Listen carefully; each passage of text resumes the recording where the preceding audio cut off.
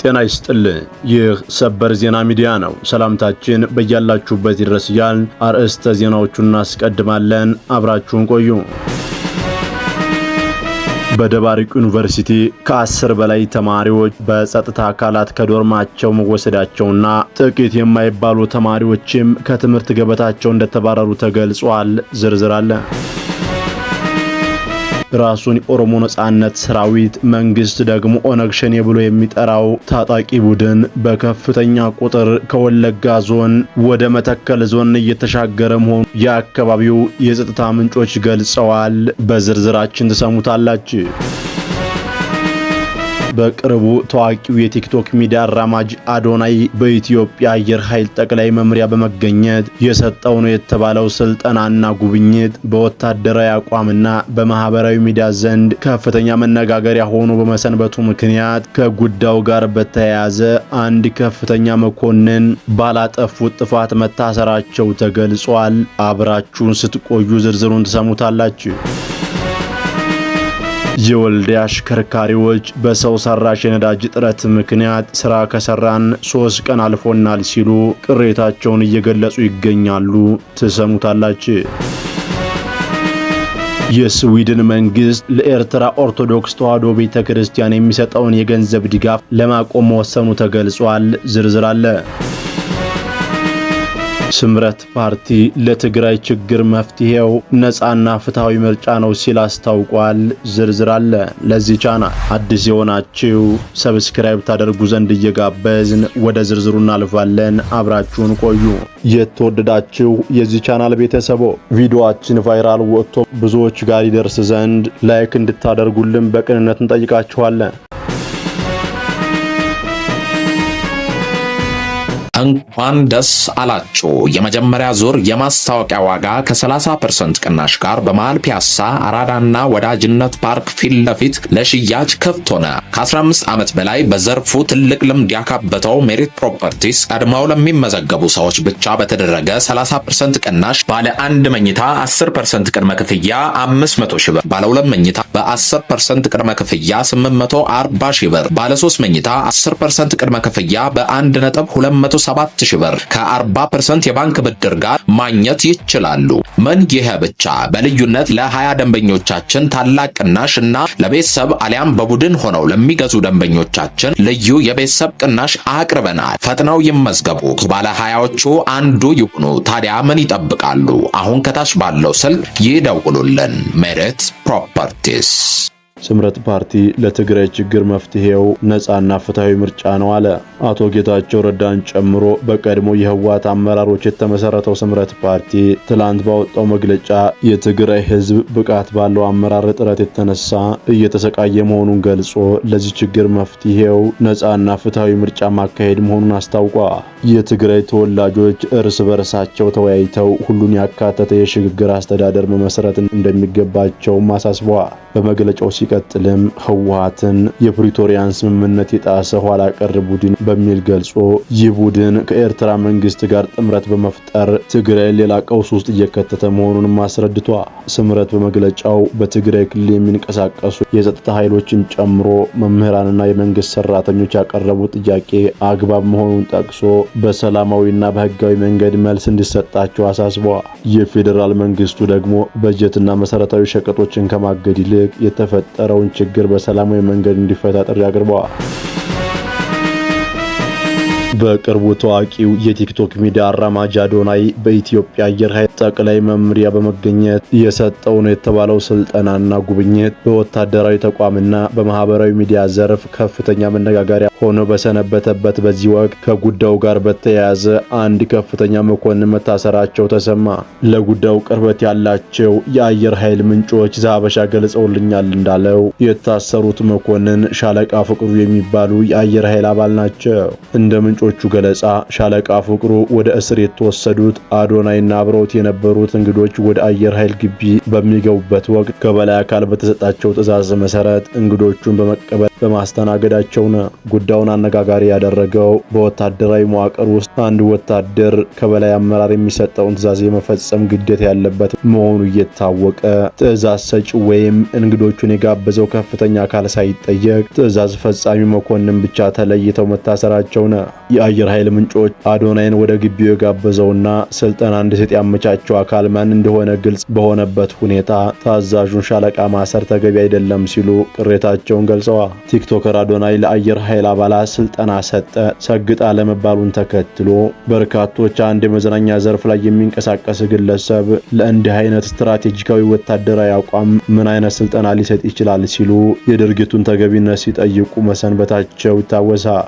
የሻለቃ ፍቅሩ እስር ይህንን ውዝግብ ተከትሎ የመጣ የማስተባበያ እርምጃ ሊሆን እንደሚችል ግምቶች እየተሰጡ ሲሆን የአየር ኃይል አመራሮች በጉዳዩ ላይ እስካሁን ይፋዊ መግለጫ አልሰጡም። በሰው ሰራሽ የነዳጅ እጥረት ምክንያት 3 ቀን አልፎናል ሲሉ የወልዲያ አሽከርካሪዎች ገለጹ። በአማራ ክልል ሰሜን ወሎ ዞን ወልዲያ ከተማ ያሉ ማደያዎች ነዳጅ የለም ካሉ ዛሬ 5ኛ ቀናቸውን ይዘዋል ሲሉ ምንጮቻችን የጠቆሙ ሲሆን ስራ ከሰራን 3 ቀን ሆኖናል ብለዋል። ነዳጅ መጣል ብለን ሰልፍ ከያዝን 4 ቀን ሆኖናል ያሉ ሲሆን የነዳጅ ዋጋ ይጨምራል በሚል ነዳጅ በማከማቻ ነዳጅ እያለ ነዳጅ የለም የሚሉ ማደያዎች እንዳሉም ሰምተናል ሲሉ ለሚዲያችን ገልጸውልና ከዚህ በተጨማሪ አርባ ምንጭን ጨምሮ በሌሎች የክልል ከተሞች ተመሳሳይ ሰው ሰራሽ የነዳጅ እጥረት እየታየ መሆኑ ተገልጿል። በጥቁር ገበያ እስከ 200 ብር እየተሸጠ ይገኛል። የስዊድን መንግስት ለኤርትራ ኦርቶዶክስ ተዋሕዶ ቤተክርስቲያን የሚሰጠውን ገንዘብ ድጋፍ ለማቆም መወሰኑ ተገለጸ። የስዊድን ጋዜጦች እንደዘገቡት ይህንን ውሳኔ ያሳለፈው የስዊድን ደህንነት ፖሊስ ነው። እንደ ዘገባዎቹ ከሆነ በስዊድን የሚገኘው የኤርትራ ኦርቶዶክስ ተዋሕዶ ቤተክርስቲያን በአስመራ ከሚገኘው መንግስት ጋር በቀጥታ ግንኙነት እንዳለው በምርመራ ተደርሶበታል።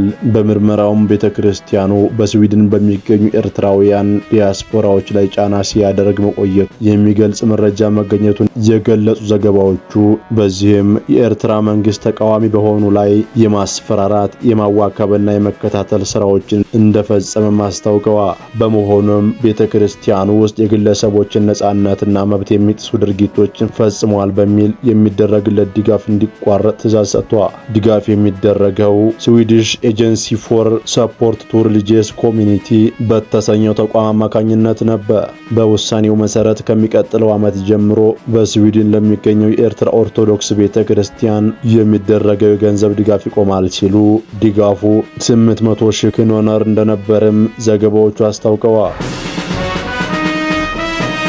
በኦሮሚያ ክልልና በቤኒሻንጉል ጉሙዝ ክልል አዋሳኝ አካባቢዎች ያለው የጸጥታ ሁኔታ አዲስ መልክ መያዙ ተሰማ።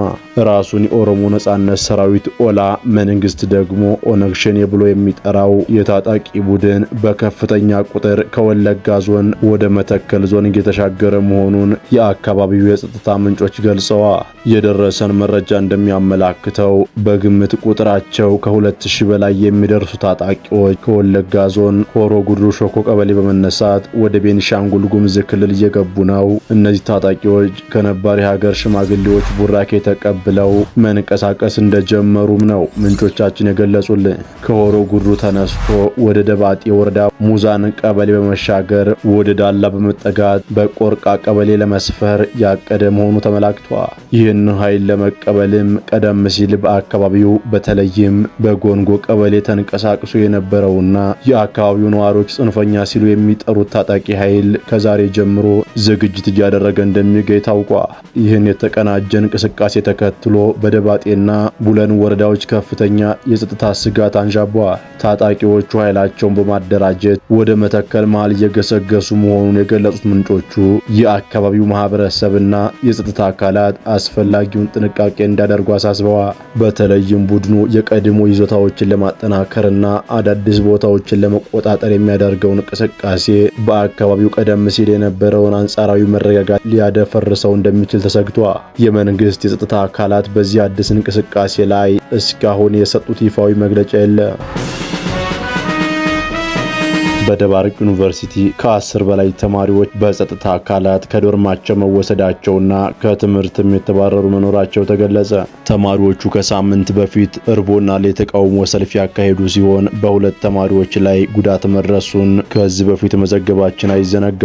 5 ተማሪዎች ከትምህርት ገበታቸው ሲሰናበቱ 3 ተማሪዎች ለ1 ዓመት ከትምህርት ገበታቸው የተወገዱ ሲሆን 19 ተማሪዎች ከፍተኛ የጽሑፍ ማስጠንቀቂያ እንዲደርሳቸው ተደርጓል። ከሳምንት በፊት እርቦናል ምግብ ይስተካከልልን በሚል ጥያቄ ያቀረቡት የደባርቅ ዩኒቨርሲቲ ተማሪዎች ሰላማዊ ሰልፍ መውጣታቸው የሚታወስ ሲሆን በወቅቱ አመጽ ቀስቅሰዋል የተባሉ ተማሪዎች ሰሞኑን በጸጥታ አካላት በኃይል ከዶርማቸው መወሰዳቸውንና የተባረሩም እንዳሉ ተማሪዎቹ እየገለጹ ናቸው። ህዳር 27 ቀን 2018 ዓ.ም 12 ተማሪዎች ከዶርማቸው በጸጥታ ኃይሎች እንደተወሰዱና ያሉበት እንደማይታወቅ ተማሪዎቹ ሲገልጹ የተስተዋለ ሲሆን አንዳንዶች ደግሞ የተወሰዱት ተማሪዎች ቁጥር ወደ 17 ደርሷል።